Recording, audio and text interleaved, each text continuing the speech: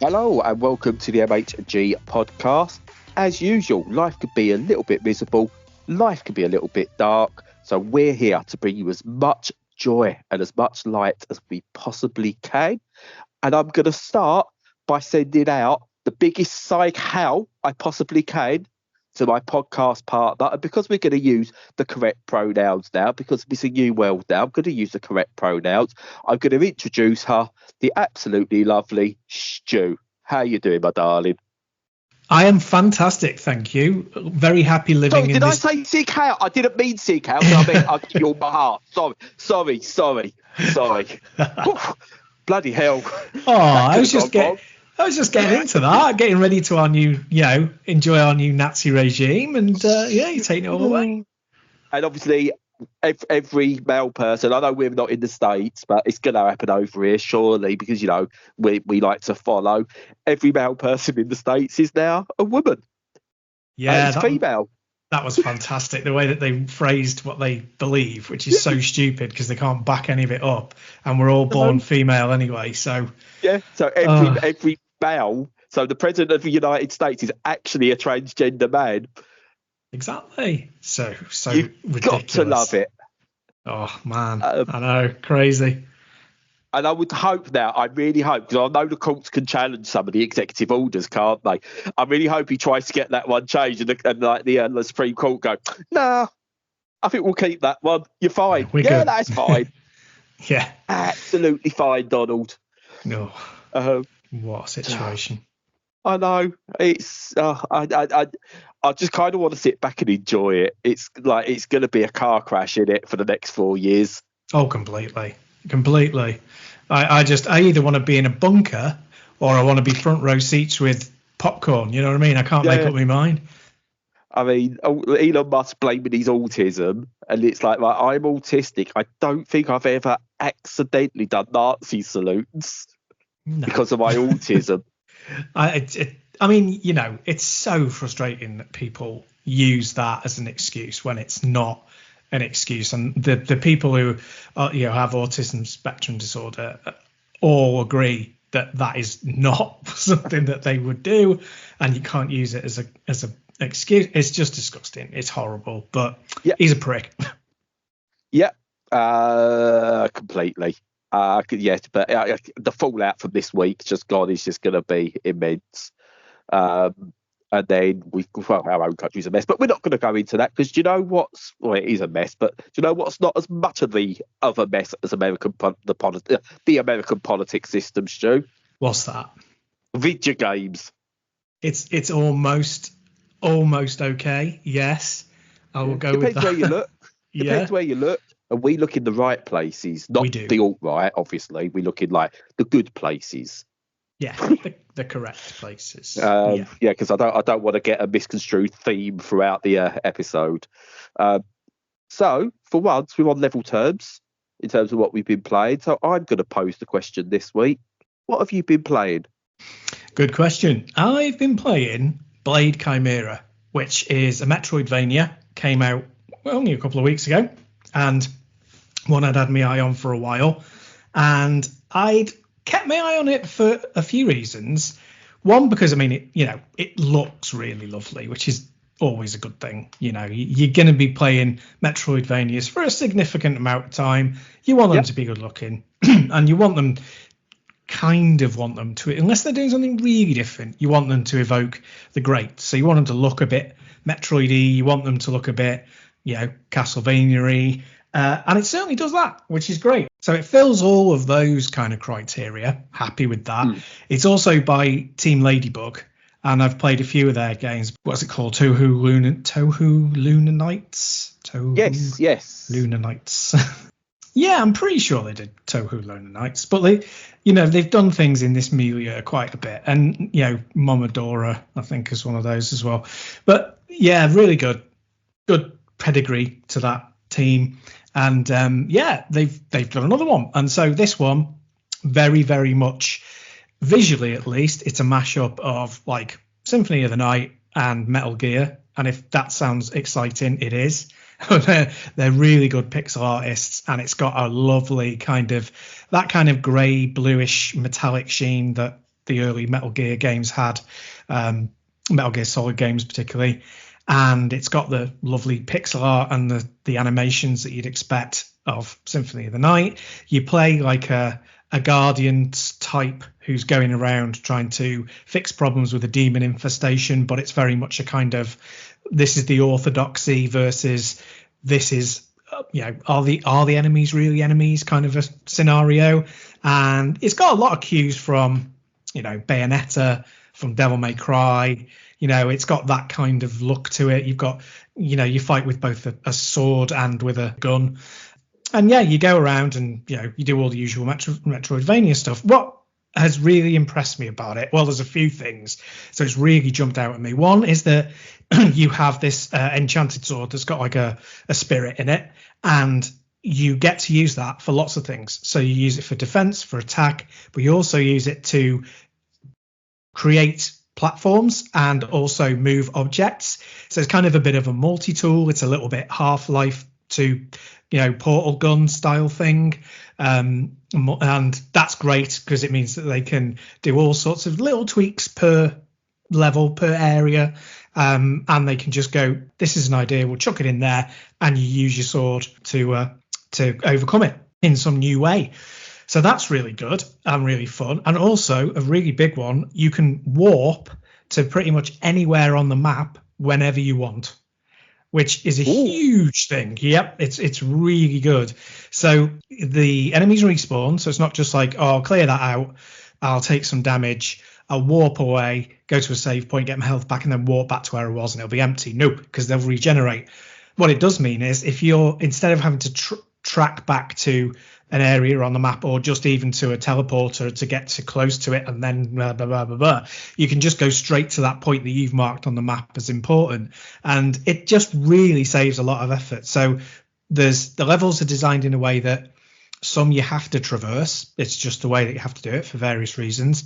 So you can't just warp willy-nilly. But most of the time, it just gets rid of a big layer of frustration. On top of that, as I say, looks fantastic. The enemy designs are great. They're really kind of unique.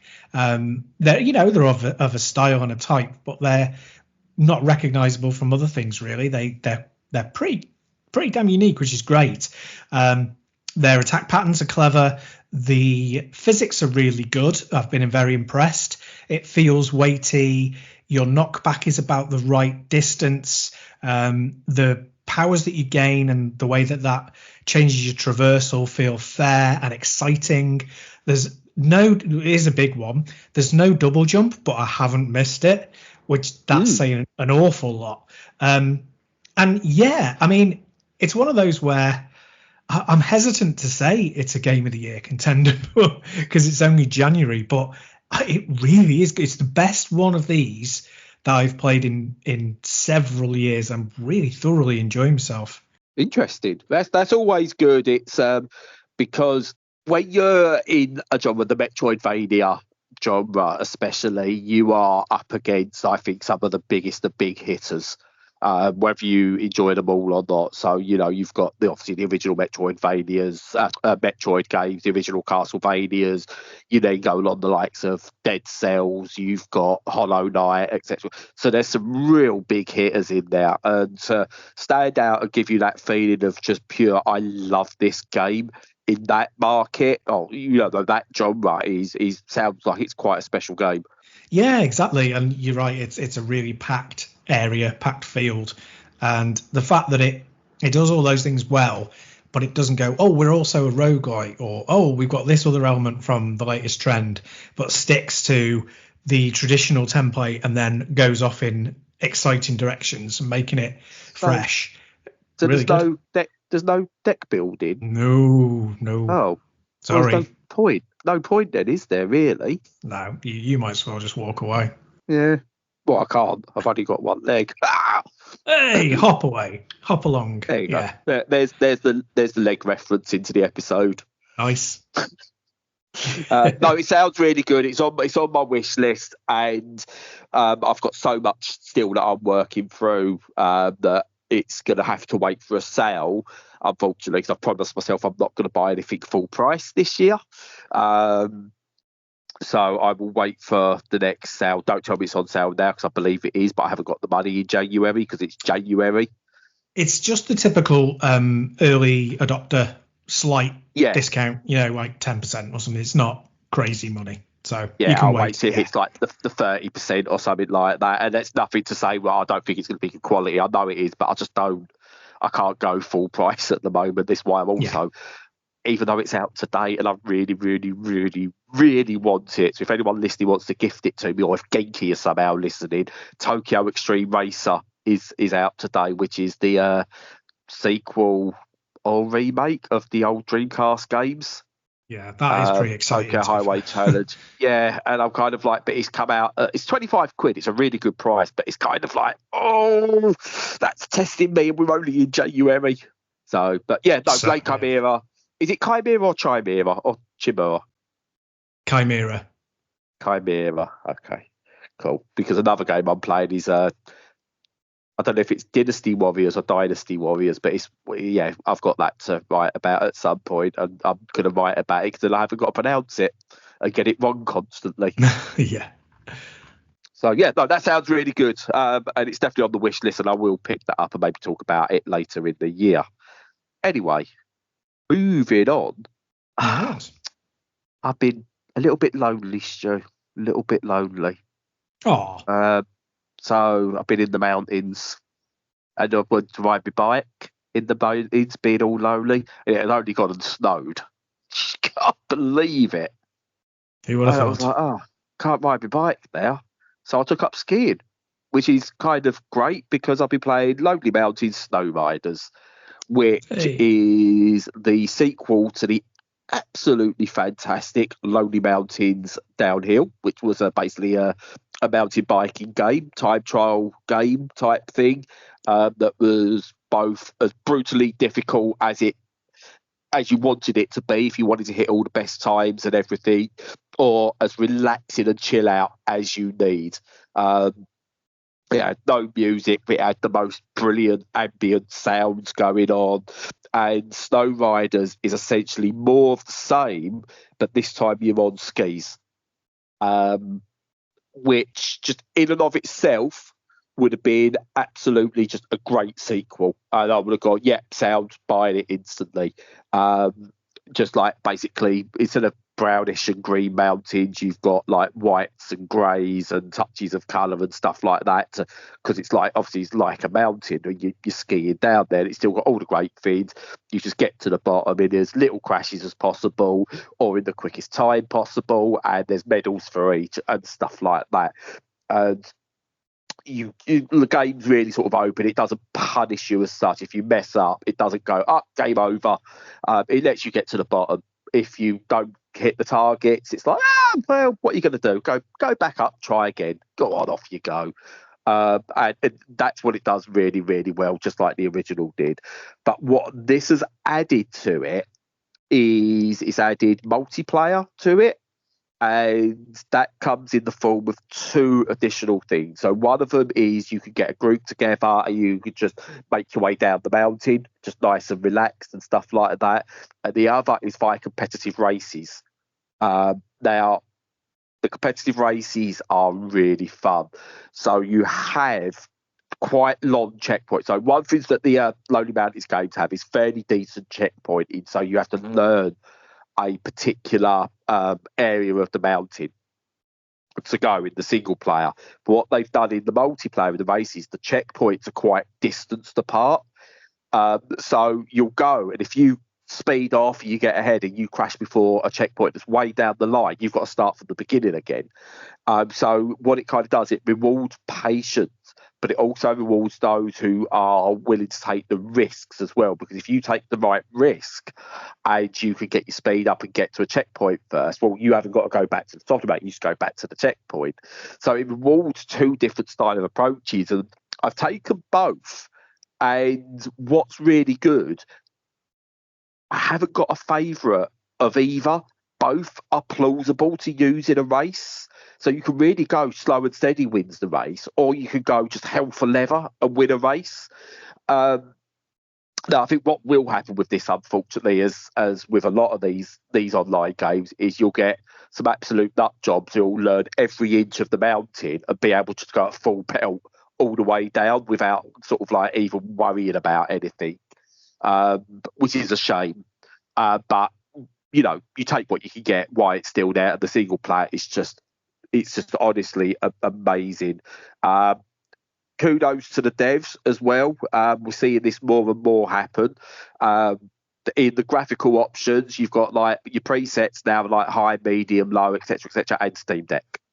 And I'm seeing that happen more and more. That's also something I've seen in Dynasty Warriors as well as a Steam Deck preset. I think we're now in an era where Steam Deck is now just going to be an option in many games moving forward. So with regards to this, there's a lot going on under the hood because you get the odd hitch as you're going down, like very odd hitch. But other than that, I found it's a really smooth game that is like, you don't feel like you're battling your system or anything like that. It's just purely you and the mountain. And I'll be interested in where it goes because the skis are great, but I'm playing this one now and I wasn't really doing it with Lonely Mountains where I'm going, oh, okay, so we've gone from bikes to skis. Where can we go next? Will we get a snowboard DLC on this one? Can we maybe do like rock climbing for a future game? Or, you know, can we do maybe kayaking or something like that? Where can we go next with this whole idea of what they've done with the Lonely Mountains series? But I think just like the first one, this is an absolutely essential purchase. It is outstanding in every way possible. Yeah, definitely on my wish list. It's a case of, you know, same as you, how much money am I spending? What I really want to get it. So yeah, you harmonizing and rhapsodizing about it's not making it any easier, but that's hardly your fault, is it? No, it's the makers of the games making good games, and it's 2025 with in the indie scene picking up where 2024 left off. It's ridiculous, but yeah, no, this is really good. And one thing I will say for people, if you didn't get to grips with the first game with Lonely Mountains Downhill, you're not going to get to grips with this one. It's not going to change your mind about the game. It is essentially, for all intents and purposes, very much the same game. Just if you know the games, you'll spot the differences.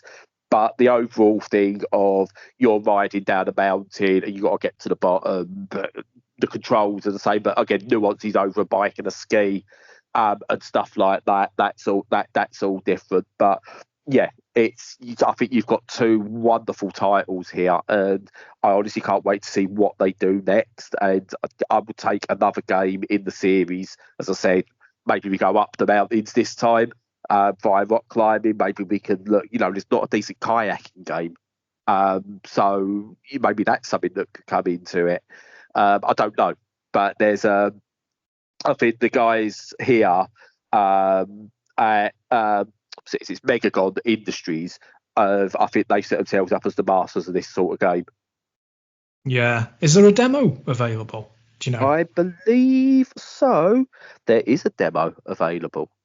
Cool. There is a demo, and it's on sale for 10% off right now. So again, it's just an early release, 10% discount. Again, all in favour of that. I'm glad that's something that's become the norm. That you get, if you buy it early, you get a discount rather than when it used to be, which is release the games at full price and screw everyone. Yeah, it's a better way around. Cool. Yeah. But yeah, absolutely brilliant. And yeah, so it's two great games that are going to cost both of us money at some point. Yeah, my wallet's crying already, and it's only mid-January. I've been really good. I've not spent any actual monies yet on video games. That's good going. I'm not quite there.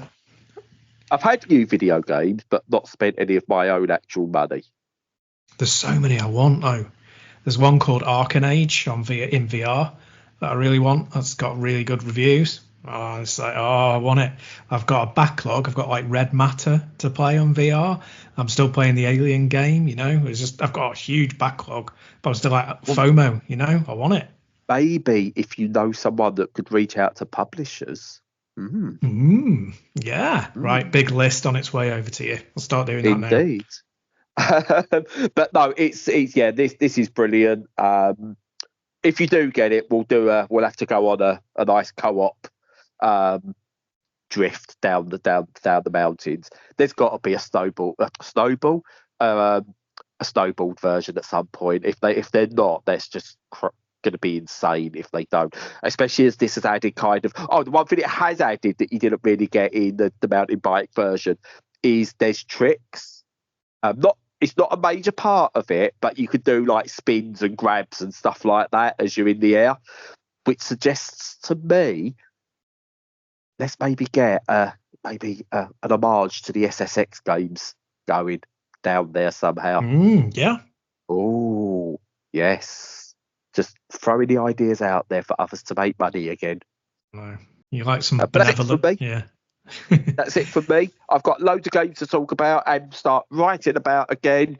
But yeah, that's it for me with this week. I think if you're tempted by either of those games, you're in for a bloody good time. Without a doubt. Yeah, both crackers. Not us two crackers, but the games are crackers. See what I mean? There you go.